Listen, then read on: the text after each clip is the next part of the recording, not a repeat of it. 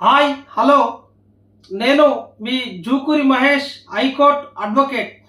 మనం ఇప్పుడు సుప్రీంకోర్టు వారు హైకోర్టులకు జారీ చేసినటువంటి కీలక ఆదేశాల గురించి చర్చిద్దాం. ఆ కీలక ఆదేశాలు ఏంటి అని అంటే, ఈ యొక్క కోర్టులు ఇచ్చేటటువంటి జడ్జిమెంట్లలో జాప్యం జరగొద్దని, త్వరగా జడ్జిమెంట్స్ ఇవ్వాలి అని, ఈ జాప్యం జరగడం వలన న్యాయ వ్యవస్థ మీద జనాలకు నమ్మకం సన్నగిల్లుతుంది కాబట్టి ఇది త్వరగా పూర్తి చేయాలన్న ఉద్దేశంతో ఇప్పుడు తాజాగా వచ్చినటువంటి ఆదేశం ఇది.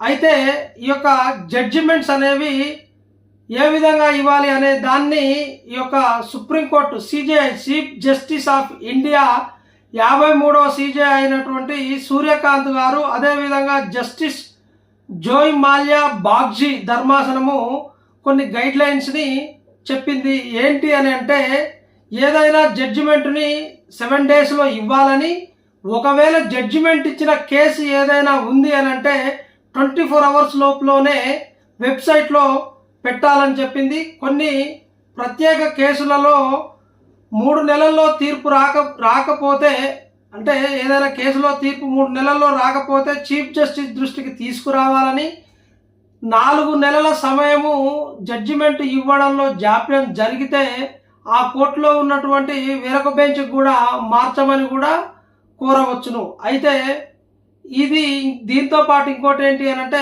బెయిల్స్కు సంబంధించినటువంటి ఉత్తర్వులు ఉన్నప్పుడు కొన్ని సందర్భాల్లో బెయిల్ వస్తుంది, బెయిల్ రాదు. ఏదైనా సరే ఆర్డర్ అనేది ఉండాలి. బెయిల్ వచ్చిందా రాలేదా అనే ఒక ఆర్డర్ కాపీ అనేది అవసరం కాబట్టి, ఆ ఆర్డర్ కాపీని బెయిల్ రిజెక్ట్ అయిన సందర్భంలో నెక్స్ట్ డేనే ఆ యొక్క బెయిల్ ఆర్డర్ని ఇవ్వాలి అని సుప్రీంకోర్టు వారు కీలక ఆదేశాలని జారీ చేయడం జరిగింది. అయితే ఈ జడ్జిమెంట్ అనేది జనరల్గా లిమిటేషన్ యాక్ట్ 1963కి లోబడి ఉంటుంది.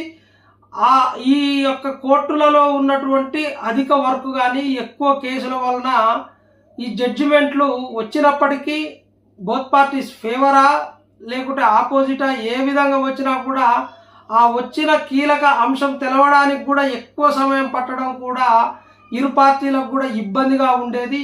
ఈ యొక్క జాప్యాన్ని, ఈ యొక్క లేట్ ప్రాసెస్ వల్ల ఇబ్బంది అవుతుంది అని చెప్పేసి సుప్రీంకోర్టు వారు ఈ కీలక ఆదేశాలను జారీ చేయడం జరిగింది.